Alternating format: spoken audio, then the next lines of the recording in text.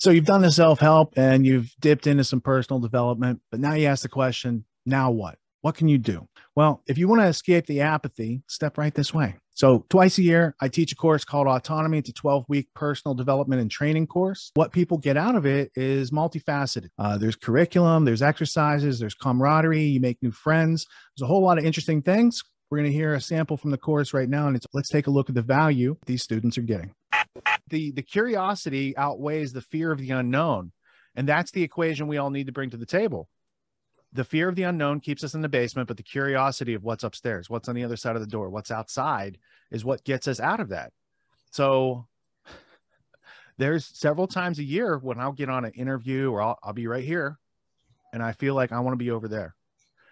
And that panic will grip.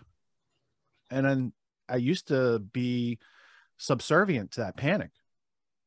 And then I just learned to be like, oh, hey, panic, what's up? Hey, if you don't mind, I'm going to focus on serving the audience. And then that panic, that fear has to go away because I won't service it. I won't give it the satisfaction. So sometimes it takes me 30 seconds to silently go through that mental process while I'm in the interview.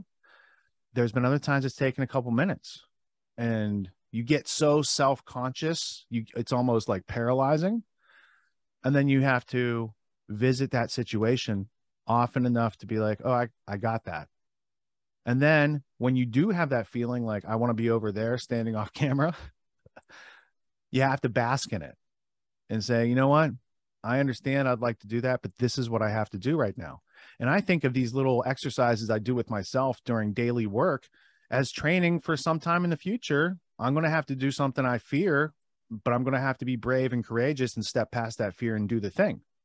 And as I build these little steps along the way, I prepare for whatever's on the other side of unknowns.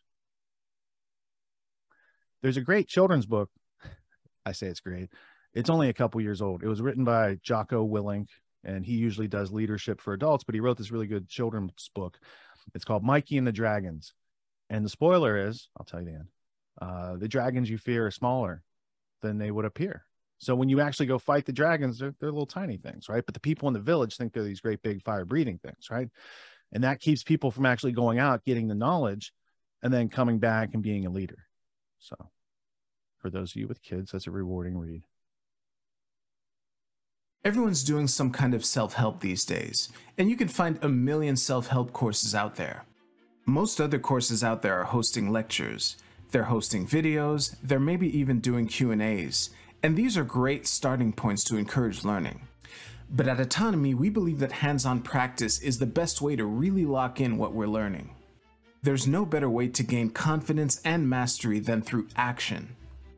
After each lecture, we practice the concepts we've learned with other students, giving and receiving feedback in a non-judgmental environment.